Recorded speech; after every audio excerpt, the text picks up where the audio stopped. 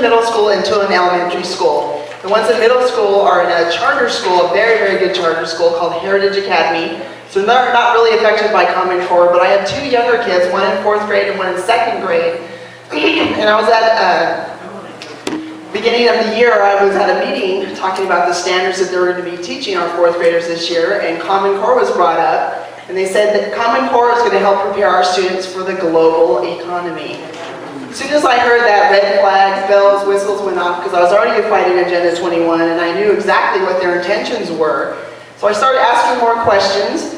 But it wasn't until about October of last year I started seeing the effects of Common Core in my son in math. He's very sharp, he's a grade advanced in math, and they were teaching them these new techniques to do math. Instead of using least common denominator for fraction adding, they were drawing things out with visual tiles. Instead of doing the methods we have learned, the algorithms for doing multiplication and addition, they were, instead of adding from right to left or adding left to right, I'm like, what in the world are you doing, son? It was crazy. So I started bugging his teacher and I said, is this Common Core? She said, oh yes, this is Common Core. Isn't this great? These new algebraic methods they're teaching our kids, these conceptual methods will make our kids so much smarter. I said, it's not making my son smarter, it's confusing him, and he's frustrated every single day when he has to work on math now. He has older students in our home, and he already knows all these algorithms, he already knows his multiplication tables. Why in the world are we doing this voodoo math? And so that's when I really started getting involved and started doing research, and I have a friend who has a daughter in private school, which is not required to follow the Arizona Department of Education standards, and they were adopting Common Core as well. So he started getting involved, started sending me emails, and from then on, I've never stopped.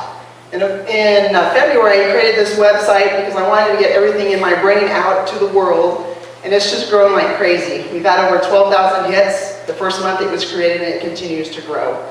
A lady before I got started wanted me to make this announcement. Are you interested in participating in a nationwide student-parent walkout to protest Common Core? If so, please email support@themommylobby.net. So let's get started here. On our website, I just barely added these videos. They're Education for Sustainable Tyranny. I wanted to get it out there to let you know that this new college to work and planning the economy with specific jobs is no new concept. It actually happened with the Workforce Investment Act in 2000, managing our workforce. And doesn't it sound familiar to what Germany did, the brown shirts, managing specific careers for our children? This is no new concept. And with the Workforce Planning Investment Act, workforce planning boards appointed by the governors in our states. Did you realize we have these workforce planning boards in our state? We have these councils. They're initially the P20 Council and also the Arizona Ready Education Council. And I want to let you know, planned economies do not work. They're a complete failure. They were a failure in Germany. So I wanted the first few slides before I get into the depth of Common Core to talk about some of these appointed boards. None of these boards are elected, by the way. The P20 Council was created by an executive order under Governor Janet Napolitano. In August 2005, there's two executive orders, 2005-19 and 2005-26. There's lots of representatives on this board, but I just wanted to point out that there's no more than 8 members of the public on these boards, representing parents group, business, and industry. There's also a student representative high school. The P20 Council shall explore ways Arizona can achieve a more effective, efficient, and equitable education pipeline. The very first duty, these are some of the duties that are listed. I just wanted to read the first one. Aligning high school, college, and work expectations to meet industry-specific skill sets in high-growth, high-skill occupations that will bring economic prosperity and diversity to Arizona. What's wrong with that? Doesn't sound bad, does it? Well, this was changed by our current governor, Janet Brewer, by another executive order in 2011, 2011-8. Instead of our 8 and 9 representatives we had before, we only have a couple now. We have a representative from a parent organization, a representative of a community organization, a current former teacher, and their new responsibility is serve at the pleasure of the governor. What in the world does that mean? So you can go find this. The Arizona Ready Education Counselors, the website, arizonagovernor.gov, Arizona Ready. These are the members. I have circled on here. The chairman of this board is Dr. Craig Barrett. Dr. Craig Barrett also is the chairman of Achieve, who wrote the standards, which we'll talk about in a minute. On this board is the only elected official on this board that we do have is Superintendent Huppenthal. He leads the Arizona Department of Education. Underneath him, he has 500 employees, 350 of which are federal employees. We also have some of our troublemakers here in the corner. Senator Rich Crandall.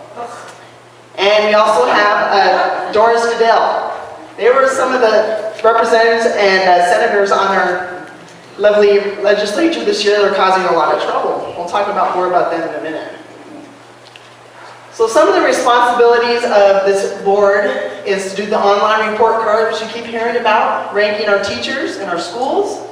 They implement the new education standards, training and recruitment of teachers, etc. I wanted to show you in this graph here and talk a little bit. Does anyone know why No Child Left Behind was a failure? Well, I want to tell you, just by the whole name, No Child Left Behind. So you have smart students and medium performing students and slow students were all dumbed down so little Johnny here could pass as well. So it dumbed down the classroom environment, and because we have a big influence of immigrants in our state as well, we had to make sure those people passed as well, so the immigrants in our state as well were also causing dumbing down in our classrooms. So the graph here shows the non-English learning students and the English learning students. Their scores are going down because of No Child Left Behind. And we're also teaching to the test, which is AIMS. We have practice tests. This is what question 1 will be like. This is what question 2 will. It's not a true assessment. Teaching to the test. That's why it's a failure. Oop, went the wrong way. I wanted to show this graph. This is from the National Center for Education Statistics. This is the national test called NAEP that our students take. The top graph shows money that our students received. We see an average between, depending on if you're a charter school or a public school, anywhere between $6,200 to $9,400 to students. I want to make it clear the majority of that does not actually get in the classroom. A lot of it goes to the bureaucracy in our school districts, our superintendents and so forth. So we've seen an increase in money to our students from 1969 to 2011. And the scores down there are different grade levels. As you can see, our scores are flat. So more money is not the problem. It's curriculum is the problem. So what is Common Core? I want to make it clear, Common Core is not state standards. They're called the Common Core State Standards Initiatives. There's nothing state about Common Core. These are a set of national standards. They're primarily created by a group called Achieve. And these standards were, you keep here on the website, the Common Core website, oh, they were developed in 2009. We had representatives from the National Governors Association, which has representatives from the states, blah, blah, blah, blah, blah. Well, I want to make it clear, these standards were actually, we'll find out in the next couple of slides, were actually started to be written back in 1986 through the American Principles Project. Those were merged over in 2001 to Common Core, and then eventually in 2009 we got the Governors Association involved and the Council for State Officers involved as well to make it a facade that we had state involvement. To get into Common Core, all of our states were failing in 2009, 2010 to make the requirements for No Child Left Behind. They were failing, a lot of our states were broke. Our state was no different. We were renting out our Capitol buildings, did you know that? The majority of our budget is education. So, Obama has a stimulus act, which we'll talk about in a minute, bribing the states that if they will sign up for Common Core, they will get Race to the Top funds, and they will get a No Child Left Behind waiver. So, back to how Common Core was created, a nonprofit organization called Achieve. In Washington is the main driving force. And from the Achieve's website, it says, to this day, Achieve remains the only education reform organization led by a board of directors of governors and business leaders, and is the most influential education policy organization in the nation. And like I said, eventually in 2009, The National Governors Association and the Council of Chief State Officers got involved to make a facade that these are actually state standards. They were all done by Achieve, which is a federal organization, a nonprofit organization in DC. And the majority of this is funded by Bill and Melinda Gates, which are tied to the United Nations. So this is from the Common Core Implementation Workbook that all of our school districts and our Department of Education receive. This is what it says in their workbook. Achieve states in their Common Core Implementation Workbook that after 30 years of fits and starts, true transformational reform in education is not only possible, but is entirely within our grasp.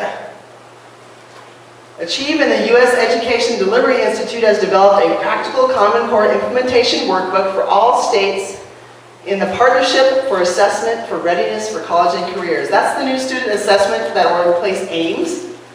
But I wanted to make it clear, this discipline of delivery was first developed in 2001 through influence with UK Prime Minister Tony Blair. So these are not even national standards. They're tied to the international organizations. I created this flowchart. I'm a very visual person, and I like to see things visually. This is how the whole Common Core thing got started. Over here is the United Nations, Bill and Melinda Gates. They pledged $60 million in 2007 to the organization Achieve.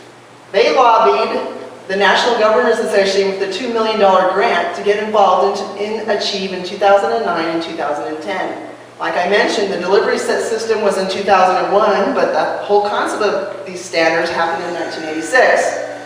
There's also grants from General Electric for these planned workforces, $18 million. On here, you recognize this mugshot. This is President Obama. Right next to him is Bill Ayers. Bill Ayers is a terrorist. He's known the Obama family for 30 years and worked with him tons in Chicago when he was a senator. He's also a major funder of Obama. There's documentation that proves that Obama, Bill Ayers, and the Department of Education got together and we're talking about the Common Core standards. So when people say Obama's not involved with this, baloney. Bill Ayers is involved too. Well, in 2009, Obama came up with a stimulus act, the American Recovery and Reinvestment Act. Our state received $7 billion from this act for all kinds of things. For education, for solar incentives, for Agenda 21 programs, all sorts of things.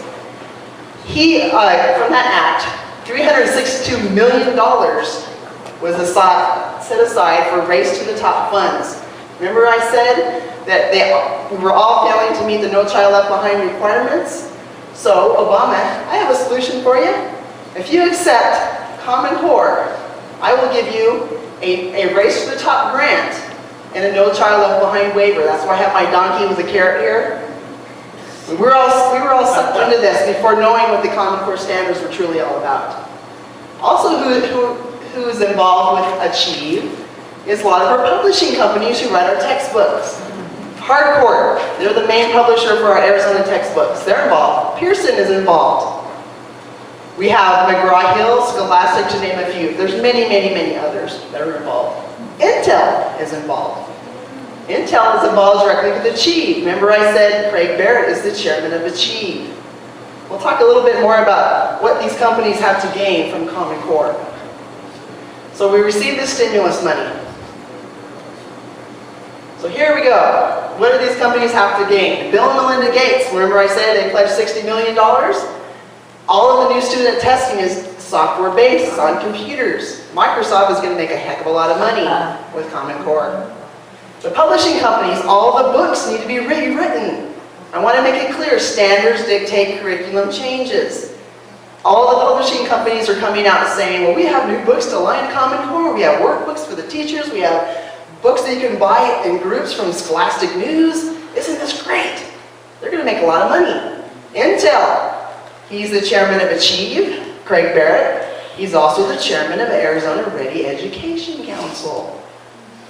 And you know, everyone makes, Craig Barrett had an article a couple of weeks ago on the Arizona Capital Times, I think it was this last week, saying, I'm just so great, I'm the president of the Basin Schools, the best charter school here in Arizona. So what? Look what you're doing to our kids and ruining our education standards. You also hear this. These are state standards and this is why. We have two people from Arizona who are involved directly with the formation of these Common Core standards. The first gentleman, Dr. William McCollum, he's the head of the Department of Mathematics at the U of A. He was involved in writing some of the math standards. I want to make that clear. He was involved. But who is this guy? He's a major funder of Obama. He's a Democrat. And we'll find out in a couple more slides, there's two members on the Common Core Math Validation Committee that would not even sign up on the standards because they were subpar and they would slow our kids down by 2 years. I can testify that is a fact. I have a 4th grader and a 2nd grader who's being affected by these crazy math standards.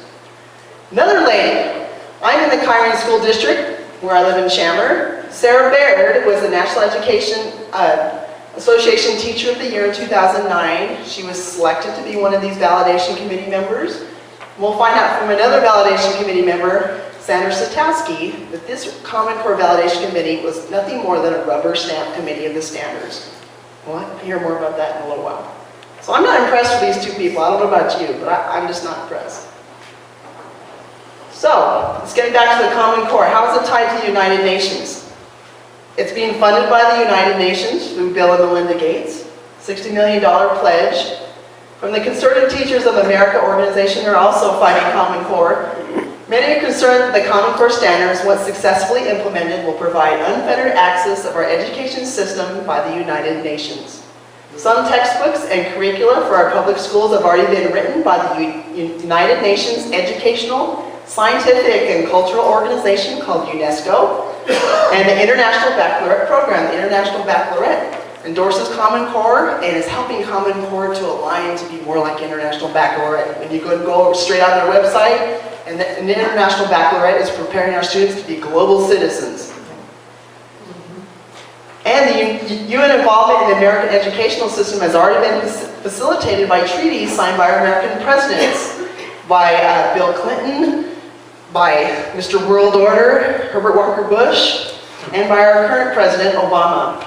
These documents include, but are not limited to, Universal Declaration of Human Rights, Treaty on the Rights of a Child, Civic Education, Classroom Connections, and Agenda 21. This is the most disturbing slide. The document here in the corner is Agenda 21. Agenda 21 is a 400-page document, 40 chapters, 40 principles. It was written by the UN in 1992 in Rio de Janeiro, and it has many principles, and 2 of which are tied to the United Nations. This is disturbing to me, as Arizona State University was just awarded last month by the Environmental Protection Agency for their Sustainable Cities Network and their influence in our schools. There are schools right now, high schools, that are being taught how to be sustainable schools, and you can go on their website, meet the schools. Some of the schools, Chandler Unified High School, Tempe Unified High School, I put those on there because they're in my local area. There's many, many more. So they're being taught. ASU is involved in writing the new PARCC test. They were involved in writing the Ames test. My son, who's 14, took the Ames test, sample test this week, prepared for the Ames test next week. And he showed me one of the questions. He said, "Mom, this is Agenda 21. It was talking about fossil fuel use and how that would increase CO2 and what would be the effect. A, would it cause global warming? B, would it cause global cooling?" This was actually one of the science questions that they were asking my kid. He took a picture of it and sent it to me, and I'm like, yeah, it's Agenda 21. It's because ASU is involved in writing the assessment Ames, and it's also going to be involved in writing the assessment PARCC. You can obtain a degree in sustainability from ASU, NAU, Chandler Gilbert Community College, and many other colleges as well to be a sustainability manager. Isn't that great? The UN's Agenda 21 goals, Principle 25 and 36. 25 is children and youth and sustainable development, and 36 promoting education, public awareness, and training. Also in that 36, it talks about tracking our students from preschool through college, which is also part of Common Core. The new Common Core science standards, we only implemented the math and English here in Arizona, are being reviewed right now. They're teaching global warming in the new science standards. So, this is the map from the Common Core Standards Initiative. The states in dark orange are states that did not accept the standards. They weren't enticed. But I can tell you, Texas, through their C-Scope organization, is being affected through the back door. They're not doing Common Core, but C-Scope is Common Core. So these are the states in yellow that accepted it. We're one of the yellow ones. I wanted to show this. This is the Common Core Validation Committee members. This is the committee that was brought together in 2009 by the National Governors Association to create the facade of state involvement. The ones in yellow are the ones who did not sign off on the standards. The two math ones are Alfino Flores and James Milgram. James Milgram is a professor at Stanford University, and we'll review his testimony in a minute. He would not sign off on the standards because it would slow our students down by 2 years. And Sandra Sitowski, she's traveled all over the country, and I'm trying to get her to come to Arizona to speak to our legislature about Common Core. She's my new hero. There's a couple other ones, Institute of Education, Dylan William and Barry McGraw from the Melbourne Institute Research Academy. So, we kind of already covered this, but who was involved? Who got the money for us? Who was the good people that got us that free money? In 2009, our former superintendent, Tom Horn, went to Washington with Governor Brewer and Michael Cohen from the Mesa Superintendent of Schools and Senator Rich Crandall, the one who's fighting for us to get these good Common Core bills in. By the way, he's retiring at the end of this session and moving to Florida to work for Jeb Bush and the park. The total cost to implement Common Core was never studied in our state.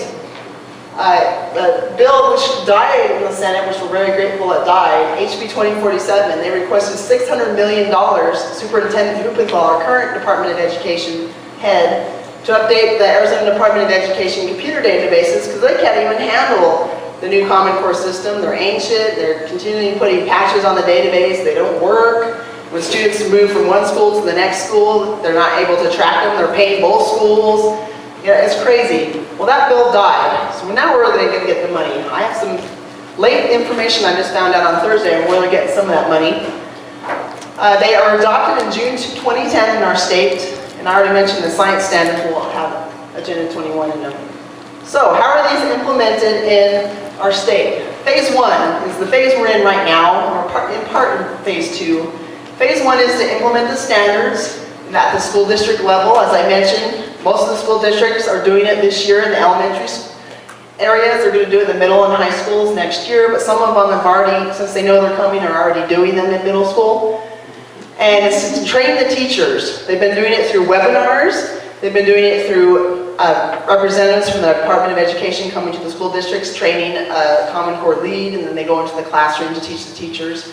There's been all kinds of articles, especially in my neighborhood, saying they cannot afford this. They're not, in the crazy time the teachers are out of school being tested on this stuff, they're losing time in the classroom, etc. They're already having problems implementing phase 1.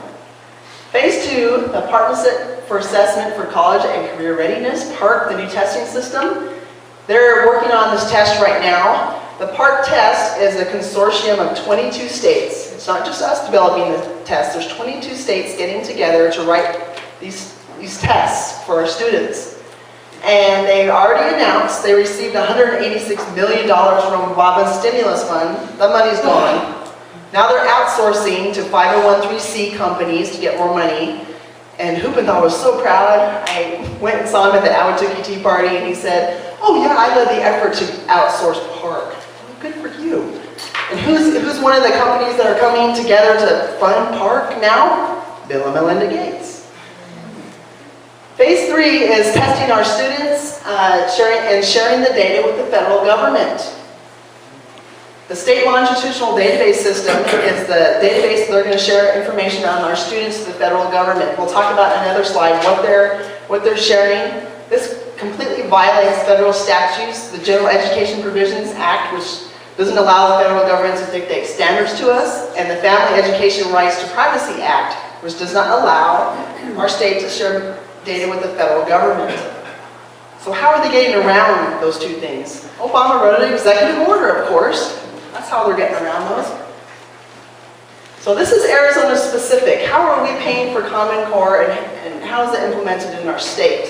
As I mentioned, we received the Race to the Top grant, and all the schools across the nation had a competition on who could get the most money from that free stimulus money that was created out of thin air. We received $25 million. That money's gone. And we also received a grant from the American Recovery and Reinvestment Act for $5 million for our state longitudinal database system, the one that tracks our kids. We also received some of the money. I don't know what the portion is, because for Park it was $186 million that was shared amongst the 22 states. But as I mentioned just a few minutes ago, that's also gone. So Huppenthal asked under HB 2047 for $600 million. That money is now gone because we killed that bill. I was talking to Representative Carl Seal. He said Governor Brewer has asked for $60 million for the Arizona Department of Education in the budget.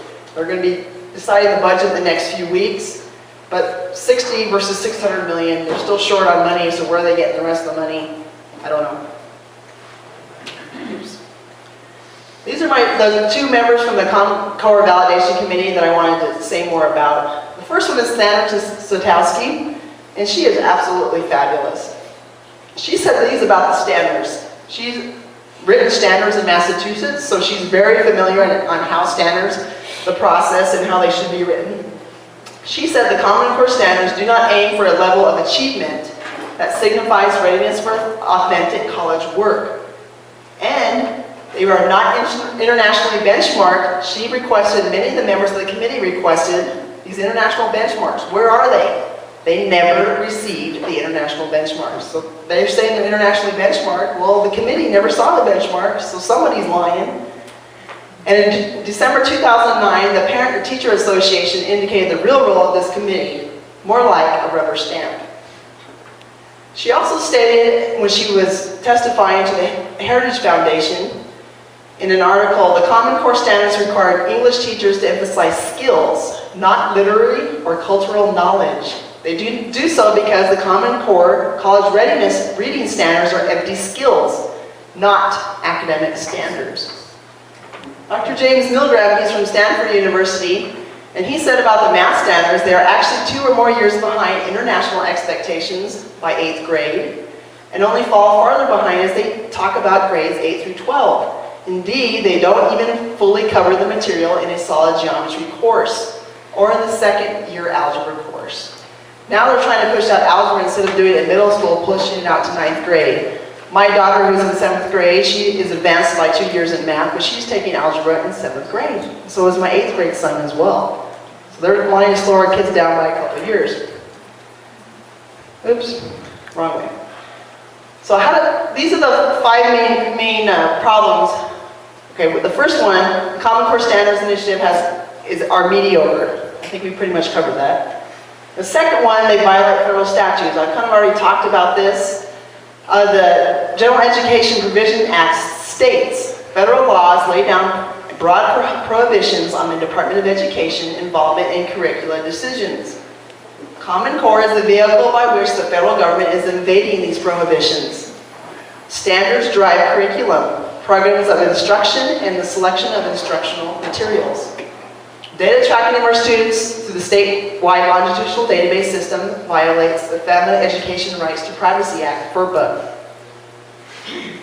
Point 3, our state has to pay a heavy price. There was no cost analysis, like I mentioned, ever done before Common Core was adopted.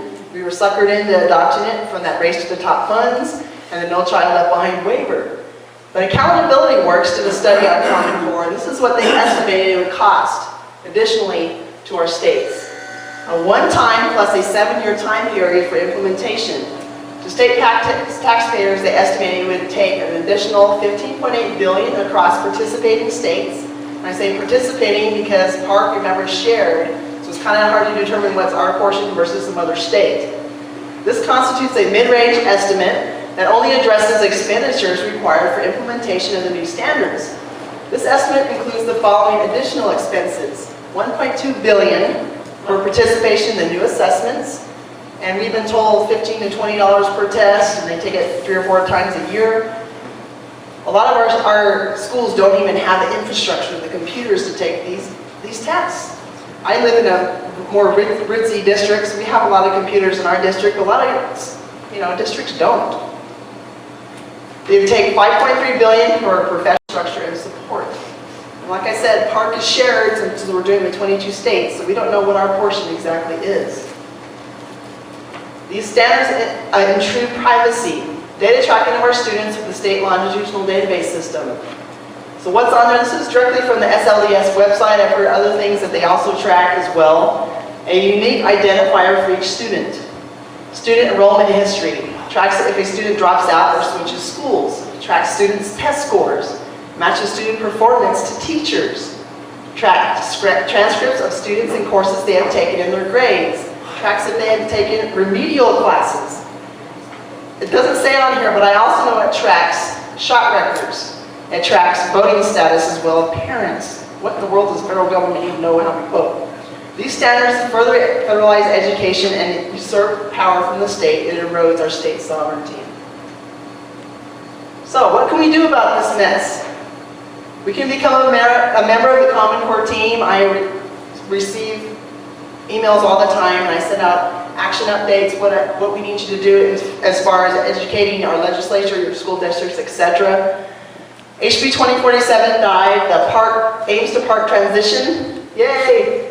But Mr. Sneaky Richie Rich snuck in an amendment under HB 2025 because he wanted to kill Ames. And we all know Ames is bad, it tests the test.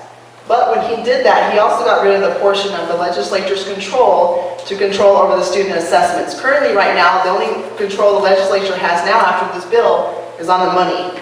They fund the Arizona Department of Education. Arizona Department of Education, based on Article 15 in the statutes, is its own entity.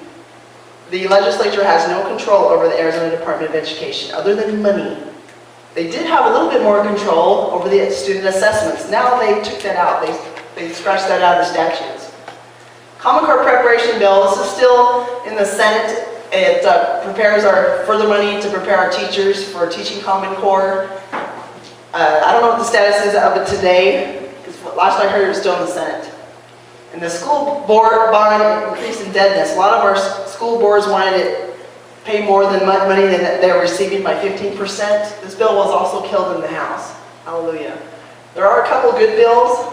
The first one is the most important. HB 2318, federal exemption for schools that do not accept federal funding. A lot of our charter schools don't accept federal funding, yet they're having to go through some of these mandates if they receive their funding from the Arizona Department of Education. The other one, which was a good bill in its inception, SB 1450, Family Education Rights to Privacy Act Protection, it stops funding to schools who violate FERPA. Well, I am here to tell you, if you're doing Common Core, you violate FERPA, so nobody should be getting any money. So they had to water it down a little bit, so it's not the same bill it used to be. This mugshot here is Hoopenthal. He's in my district, LD 18. I've been following him everywhere. Anytime he speaks, I make sure I'm there. I make sure I ask him the real questions. He likes talking about himself. He's Mr. Resume. He loves himself. Not a lot about Common Core and how to get out of Common Core.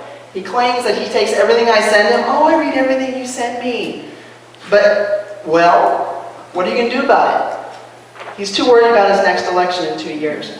So pressure him, email him, and I have an action sheet at the back table there with all these same information on here.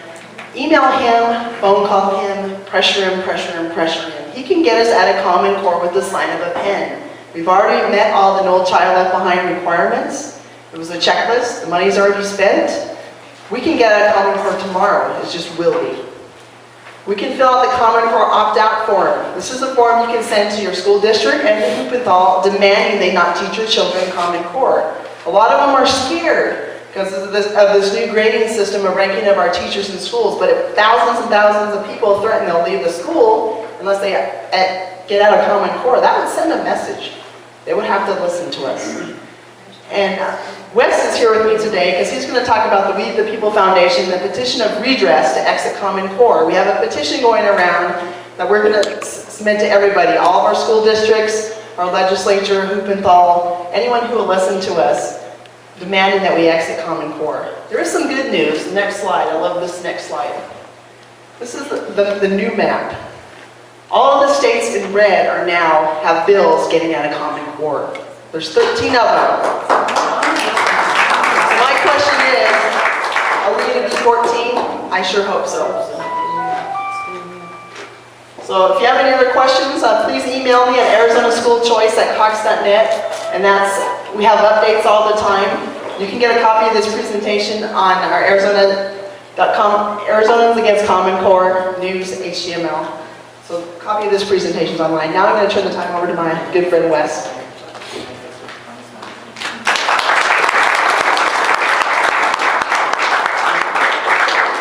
Good morning. Everybody stand up. Good idea. Shake it off. Good.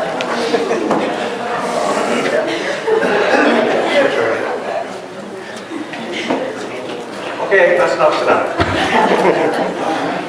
Okay, last time I was here, we acquainted you with Agenda 21. And by the way, welcome to the other half of the Agenda West show. We are a national touring show. We go from every burg in the state talking about our favorite subject, which is Agenda 21 and Common Core and the connection they're in. How many of you attend regularly a school board meeting? There are two. How many have ever attended a school board meeting? How many of you liked it? You didn't like it. I don't like it.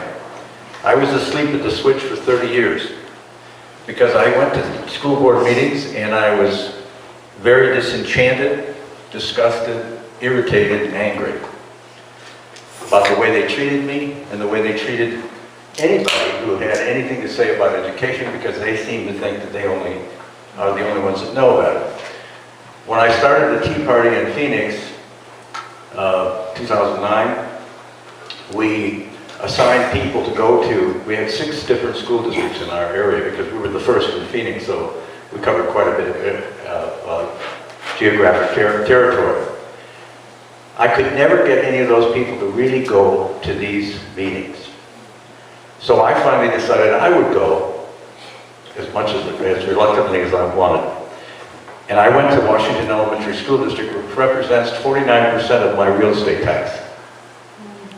And I was there listening to the assistant superintendent telling the board how, because of Common Core, which I had never heard of, the test scores were going to go down. Well, I had this horrid, horrid feeling and a flashback to when my boy was, well, both my children, all 3 of them, were in school, and they implemented this wonderful thing called New Math.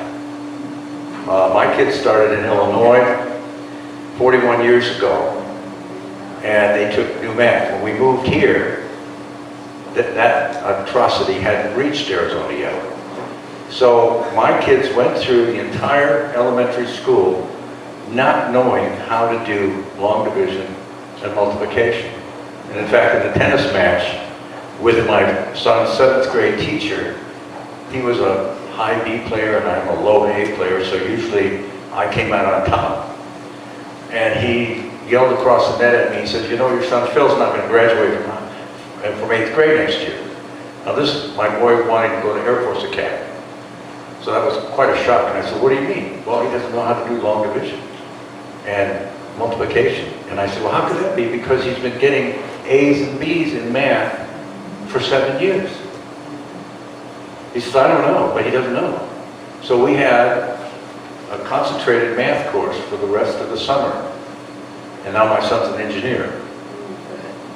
But he had to learn because the educational elite in this country have set themselves up as knowing more than you and I do and teaching our children and our grandchildren a way different from the way you and I were taught.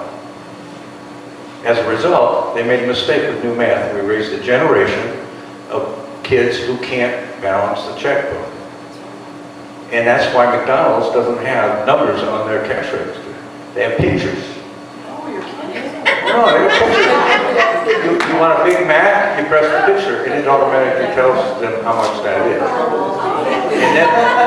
And then they also feed in how much you gave them. You give them a $20 bill, they push a button, and it gives the change. Because they can't make change in their head, because they never learned how. There's a woman by the name of Dana, well, I can't remember Dana's last name, but anyway, she's an attorney from Jacksonville, Florida. She came here, she's basically here to defend against Obamacare for people who were on the death panel or affected by the death panel. By the way, death panel has been with us for a number of years. My wife is a victim of the death panels. She should have gotten a transplant, but when she was 63, they said she's too old. And that, of course, is not true, but that's the way it's done. And that's the way it's going to be done under Obamacare. But the point is, she decided after her child got into high school, she wanted to go back to school and become an attorney. She's my son's age. She had to go to remedial math in order to take attorney courses because she didn't know how to do multiplication and division because she was a product of the new math era. So there, our educational elite made a mistake. Whoops, that was a problem. Now we're going to make another mistake. No child left behind. Another problem. Whoops, that's a problem. But don't worry about it. Every 7 years we cycle in a new idea. So you don't have to worry. It'll go away in 7 years. But what we do worry about is for 7 years, a whole generation of kids just didn't get an education. And why are we dumbing down our kids? And our nation is falling into the pits of despair? Because our educational system is broken. And it's broken because we have allowed, you and me, have allowed these people that we elect to run rampant, all by themselves and do nothing. And we say nothing.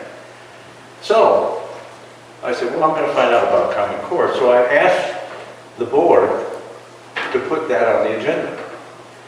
There's a little blurb on their website that says if you've ever been to a school board, let me back up just a bit. If you've ever been to a school board and you want to say something about anything, if it's not on the agenda, they hide behind what is called the open meeting laws. So nobody has been informed that they're going to talk about this, so therefore they cannot talk about it. So if I want to talk about the sky is blue, and it's not on the agenda, I can stand there and talk about why the sky is blue, but nobody will talk back to me.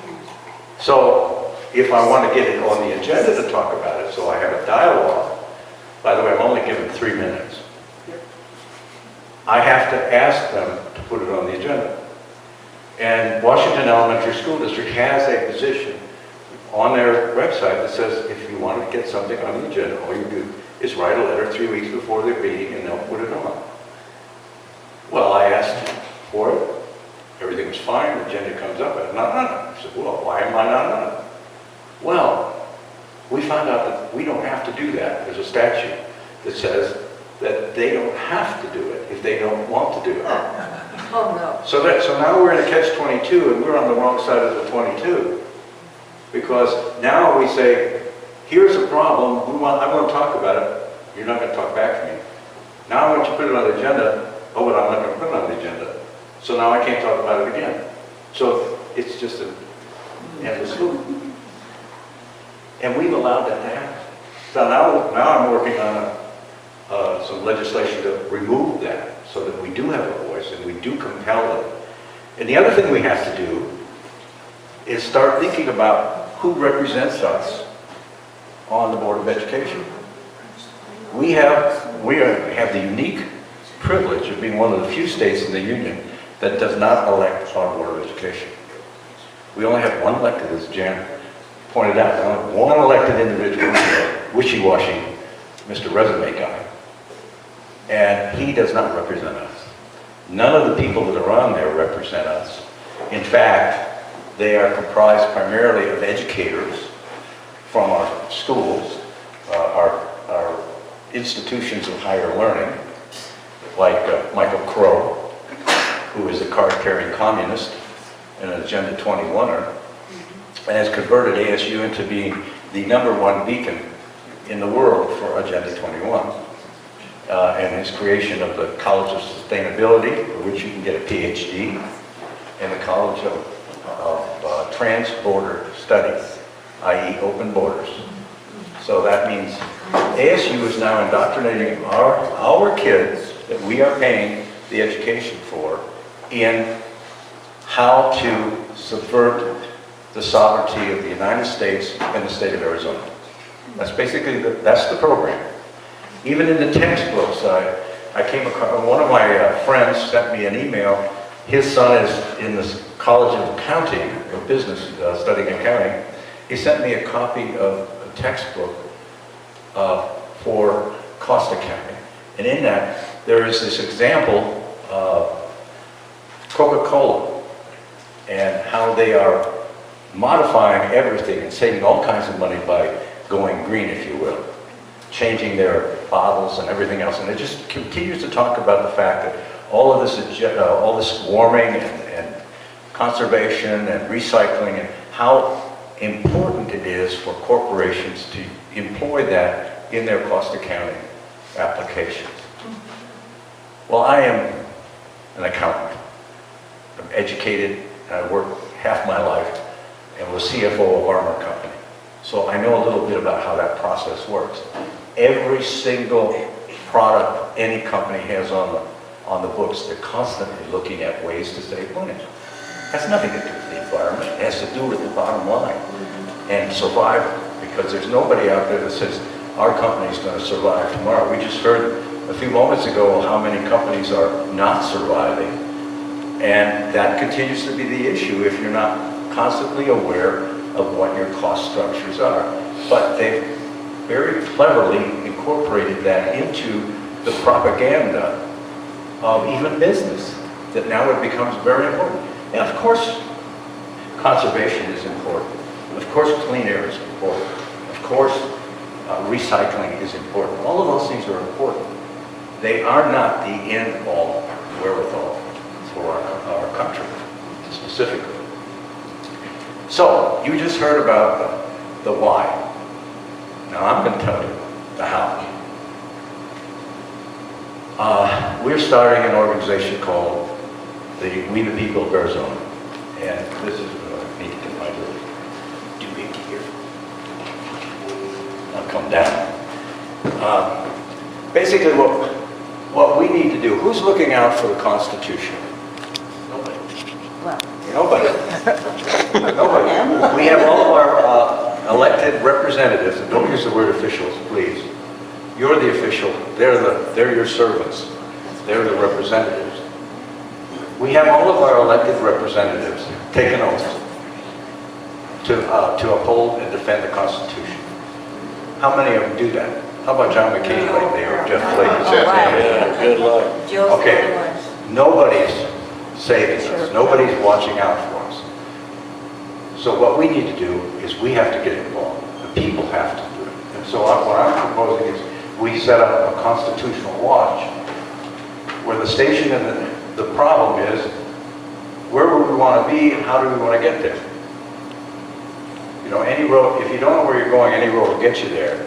And so what we need to do is we set up agencies throughout the country, throughout the state, that will watch over every governmental agency that we have. We have drawn a box around every single governmental agency in existence in this country. And we've said everything inside this box you can do, everything outside that box you cannot do. If it's not in writing, you can't do it. Yet we have the Federal Department of Education, where in Article 5, Section 8, Article 1, Article 1, Section 8, I knew that was wrong, does it say that we have a constitutional power to create anything regarding education?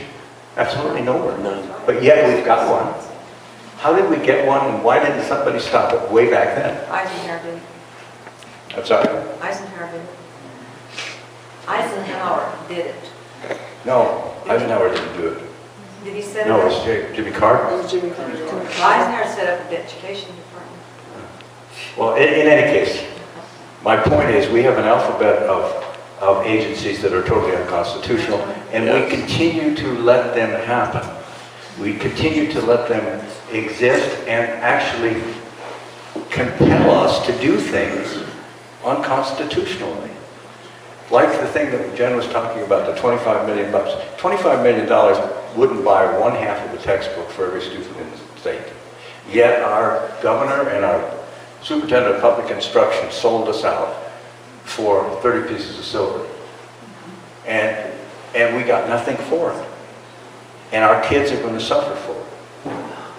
So what we are proposing is setting up a group that will monitor only one single segment of that governmental population, if you will. So if you like school boards, you will monitor what the school boards are doing and compare it to their charter.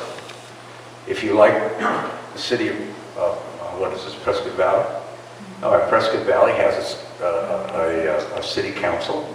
The city council has a charter, and in that charter it says what they can do and what they cannot do. So what you need to do is monitor what they're doing and then determine whether or not that is included in the charter. And if not, raise an exception. And if you start doing that, then suddenly everybody's going to start becoming honest. They're going to say, well, wait a minute, if we do this and we know we can't do it, like they do in Congress all the time, somebody's watching us, they're going to call us to task. They're going to stop doing it. And until we do that, they won't.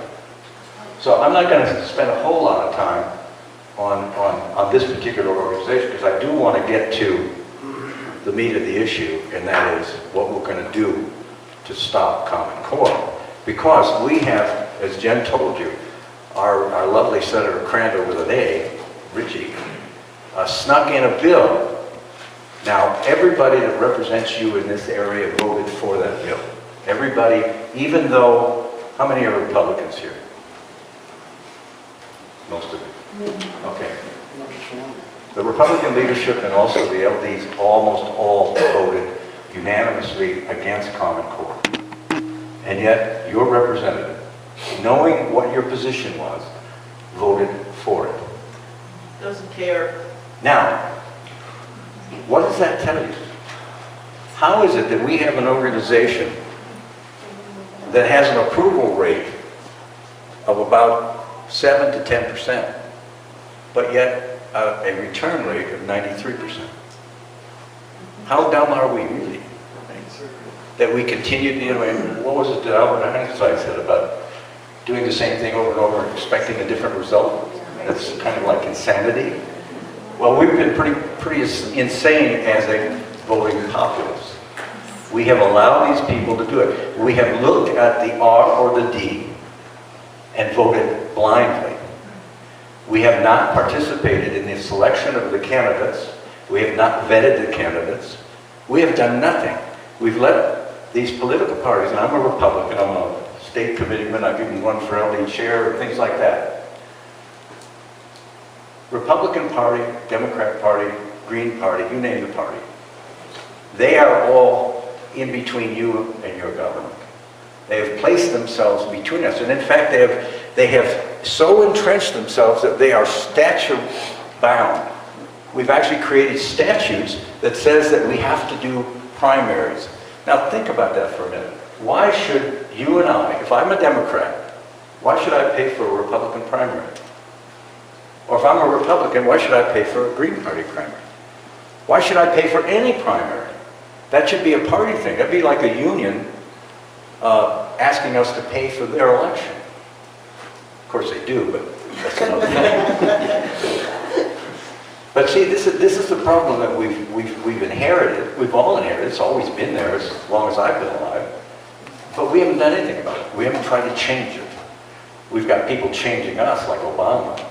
But we have done nothing to change the system.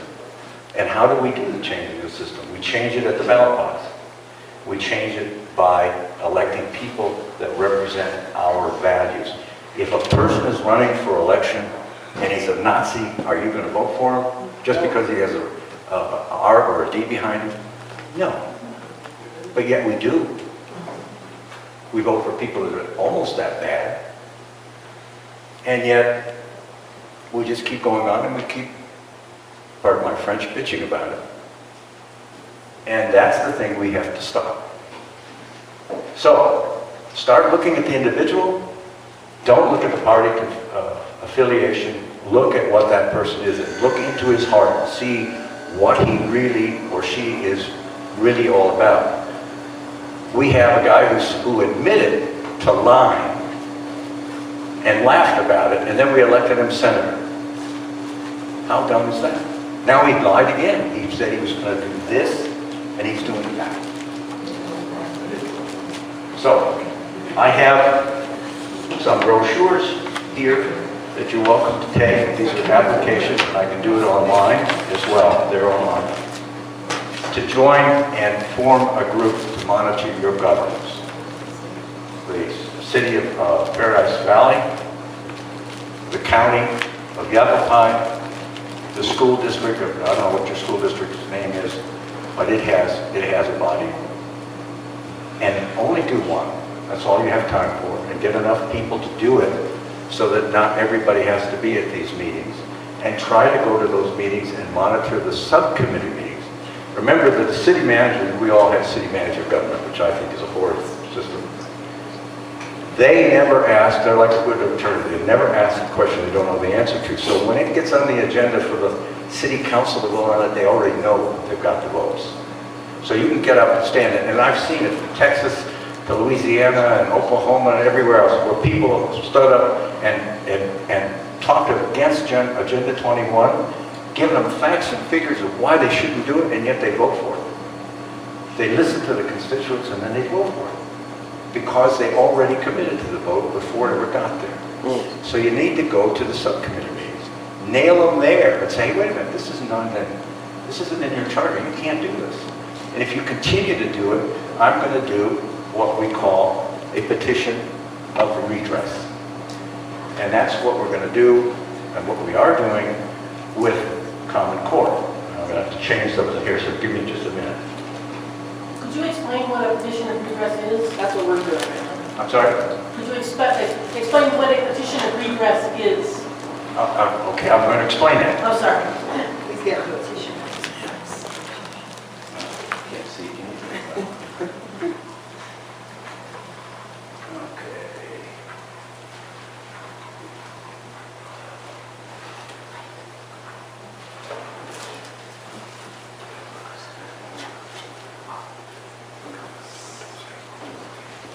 Okay, this is the petition for redress. Okay. We have two choices. First of all, the federal government is completely broken. It is beyond repair. We cannot fix it. It is so corrupt that no matter who we send to Washington, they become corrupted within 24 hours. So it's our only hope, and what we, on Thursday we had a session, a joint session with the state legislature, both Senate and the House, on Agenda 21. And one of the issues that I raised at that is that we have to stand behind our local public representatives and support them in drawing a line in the sand and resisting the federal government. This is one way. Our founding fathers, in the First Amendment, the last line of the First Amendment, is a right to petition the government for redress. This is something that we did when we had the revolution, the first revolution. And we petitioned the king, and we continue to petition the king for redress. In other words, stop what you're doing. Stop being oppressive to us. And what did it get us? Nothing. So we finally went to war. So what our founding fathers did was they put in a provision which I call the blood, the sword. It is the petition for redress. And basically the government, this goes all the way back to 1215 in the Magna Carta. The government is required to answer your petition. They can't do like, and this thing has a feedback. They can't do as some of the courts have done and say you have no standing. Because as a citizen, you have standing when it comes to petitioning your government. And this is any level, including the Supreme Court, which we never do. We had a Chief Justice write an opinion on Obamacare that is absolutely, totally, and unequivocally unconstitutional. He actually gave two reasons that are contradictory for why this is a good tax. You're going to pay a tax, and I won't. Right out of the chute. It's not fair. Because I'm not paying the tax, and she is. So that's just one example. But see, nobody has used this bloodless sword against the Supreme Court. That is supposed to be the weakest link of the three. And yet we consider, and Congress considers it to be the strongest, and it's not. It was never intended to be that. And Congress can override the Supreme Court in a heartbeat. Roe versus Wade, they could have killed that years ago. All they had to do was pass a law that defined when life begins. Roe v. Wade, gone. Just that quick. Okay, how much time do I have? 5 minutes, not enough. Don't take 10. Well, we need to get more on a common core and get Q&A. Okay. All right, I'm gonna, I got my thing here. Okay. So this is the petition. And basically, what it says is that related to the violation of conditions outlined in Title 15.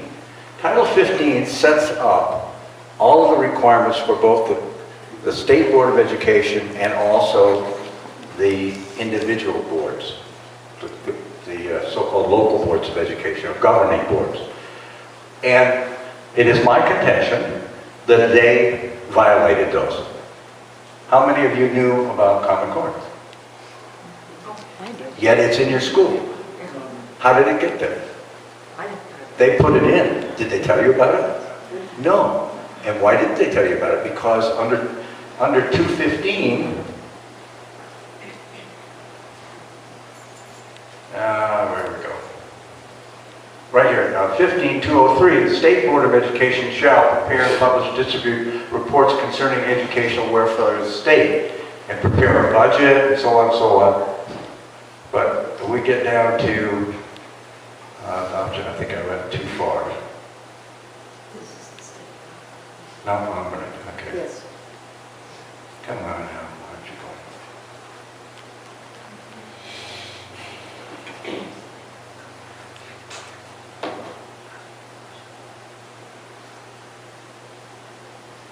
I'm not going to go through that whole thing. Basically, the long and the short of it is this. The governing boards are required to inform and make part of the decision-making process, the parents and the community, of what's going on in the school. The State Board of Education is required, whenever anything is changed of any magnitude whatsoever to the curriculum or the requirements for graduation or educating, there's two basic areas that are important. It's going from 3rd grade to 4th grade. You have to have certain reading skills and math skills in order to move. That's part of Ames, by the way, which was also a big mistake. And in high school, to graduate, you have to attain certain standards. You have to know these things. And so they said, if you do that, you have to file a financial impact on how much it's going to cost. You saw what it's going to cost. We don't have the money to do that. And the legislature has no clue as to how much it's going to cost. Nobody's told them, other than Jan and myself. We were talking about House Bill 2047. I, along with one other citizen in this entire state, stood up before the House and testified against that bill. There are 1.1 million students in this state who have 2.2 million parents. At least they're supposed to have it. We need kids too. Where were all of those parents? Where were you? I didn't see you there. Because we didn't know about it. Yeah, but see, you should know about it. How? All you have to do is look on Alice, and you can see what bills are going. You know the state legislature's in session. You know the state whenever the state legislature's in session, they are going to be doing something to you. They are not going to be doing anything for you. You can bet on that. So when they go into session, you have the capability that we've never had before. And that is, you can go in and monitor exactly what they're doing every single minute of the day. You can go in and look at every bill. And by golly, if you don't do it, then you deserve to get what you're getting.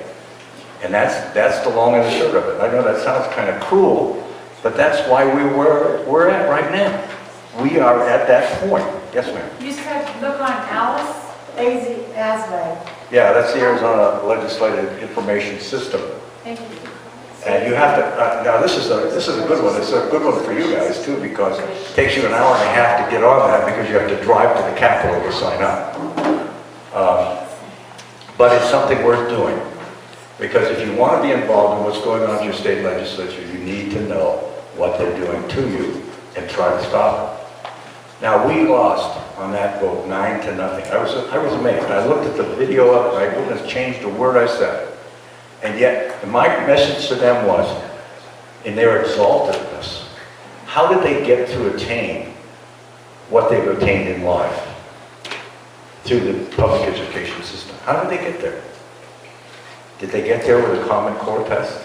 Did they get there with the NAMES test? Did they get there with any standardized test at all? The answer is no. It's no for you, it's no for me. The only test I ever took that was a standard test was the SATs. And that was theoretically to go to college. And by the way, Senator Crandall, with an E, Chester, raised a point at the Senate hearing on the same bill. He said, well, you know, there's something, no, I think it was Senator Melvin now that I think about it. He said, we score very, very highly on the SATs. We're in the top 20% of the states. So we must be doing something right. And the retort from the executive in charge of the school board, who was a complete idiot, my opinion. And, you know, it's typical bureaucrat, unelected. You know, I wouldn't hire him to be sweeping my floors, and yet he's running our education system. He says, well, not all of our students take the SATs. Well, sure they don't, because not everybody is going to go to college, quote, quote. Well, why is that? Why can't everybody take the SATs? It's a standardized test. It's universal throughout the country. It's only done in your sophomore or junior year of high school, and then again in your senior year if you don't make it. Why can't every student take that test? It's a good indicator. Colleges accept its results. In fact, if you don't do well on the SATs, you don't go to that school. The only school you can go to is, say, junior college. And you have to prove yourself. That's what junior college is all about. So this is the argument against the standardized Common Core. So I have the petition here. I request you to either sign it now or request me to send you a copy by email. My card is in the back. And be part of the solution and stop being part of the problem. Thank you. Great.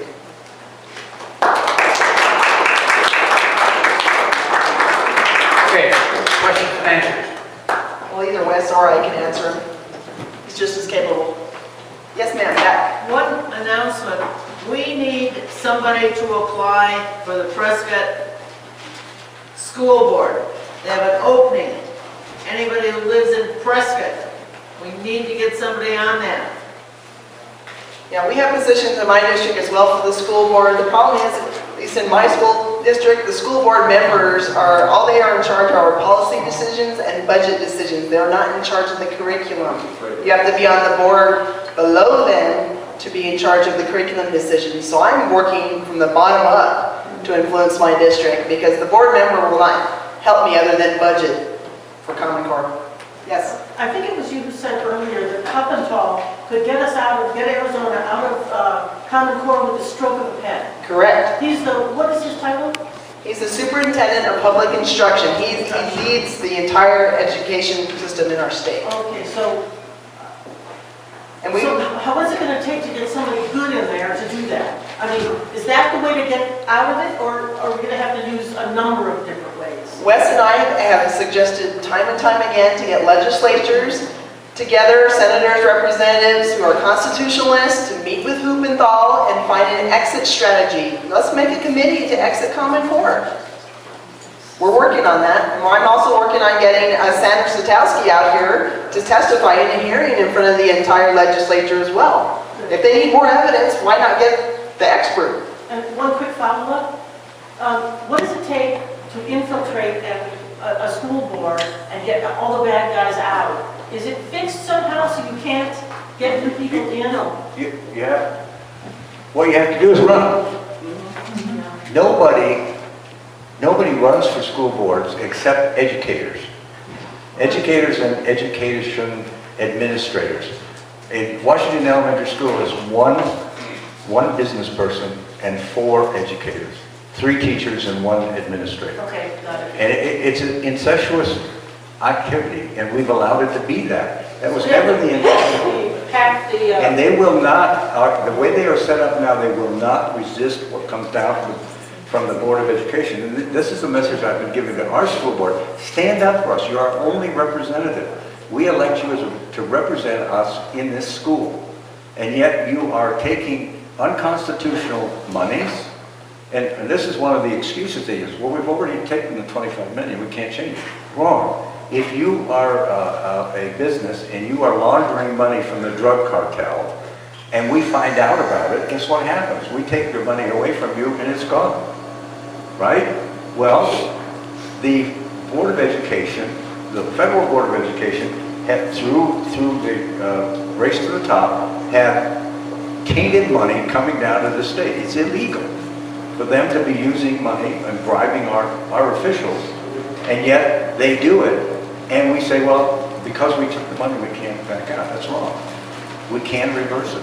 Okay. But we have to stand up. You and me and everyone else has to stand up. But we have to recover our school boards. We have to bring them back. Yes, sir. I agree 100% with your statement on the school board. There is a position open. The next election, there will be 2 positions open. There's 2 members on the school board right now that we can work with, or would work with anyone that this group would no, I'm talking PUSD. This is Prescott.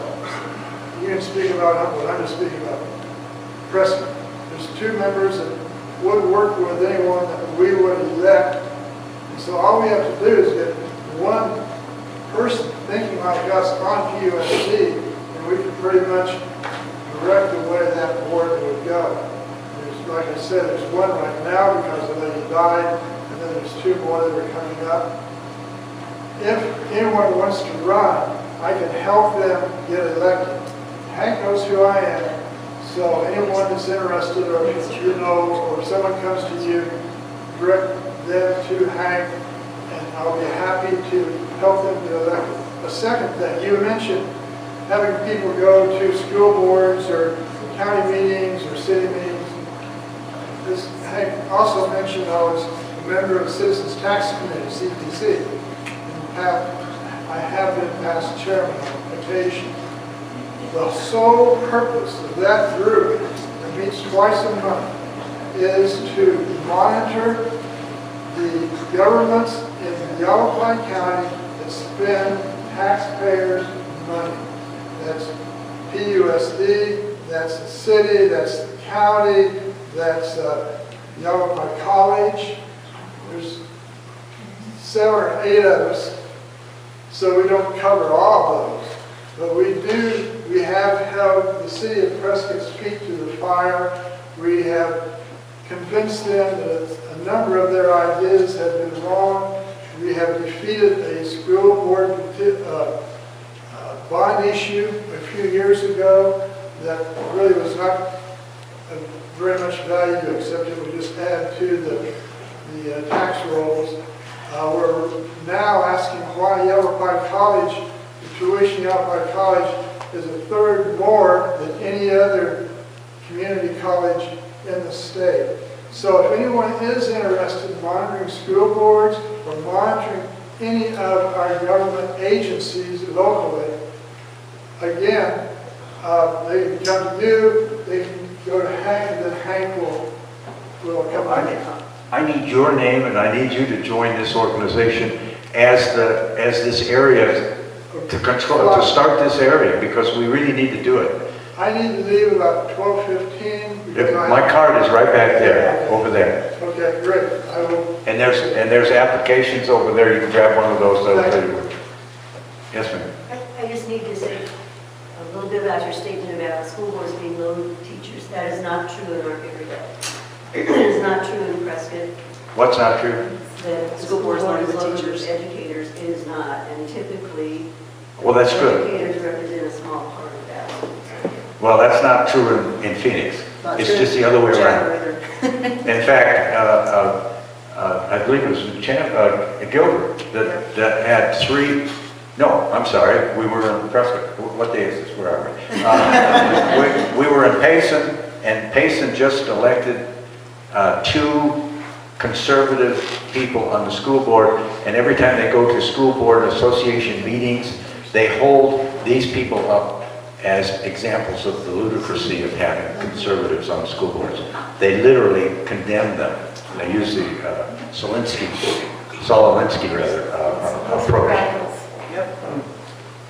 Yes, ma'am. Okay, I went Wednesday, I went to our Prescott Valley School Board, school Can you move office. over? I can't see you. There's that light there. I went to our Prescott Valley school office because I wanted to get the books to see what they're teaching in the curriculum. And I was told that we can't remove the books from the, if you want to read, you have to come to the district office or go to the schools, that you want to go to. Now, where I would is the suggest that you go and look up statutes? Where's the law? Title 15. Look up Title 15 and quote them chapter and verse out of it. Take it with Title 15. Okay, and the Arizona That's the statute. Arizona statutes. Arizona statute, you have the right as a parent to look at the book. You have the right to look at anything you want. You can actually go into the classrooms. You have the right to do that. Of course, they don't want you in there. Well, they wanted us to That's go not to her the question. Her question is that she couldn't take the book home with her to read. She had to read it in their office. or the school. That's a district. textbook? Yeah, No, that's not true. But the kids take that's them what I home. want to find out. Where's the law, so when I go in. That's, and you're a take it- taxpayer. You should be able to take it home, borrow it. They should have it in the library, a copy. Yeah, you're paying for your private property taxes for the district, so you have a right to have access to those, in my opinion. By the way, that's the other thing that we should do. Where is It's the law changed. that says I can do that? Just go on Title 15, I'm please. thinking, It's part of the redress that it's in there. The other thing that we need to do is change the configuration of the State Board of Education. Now, next session, because it's too late this year, the next session, what we hope to do is get a constitutional amendment, a referendum, if you will, so the voters will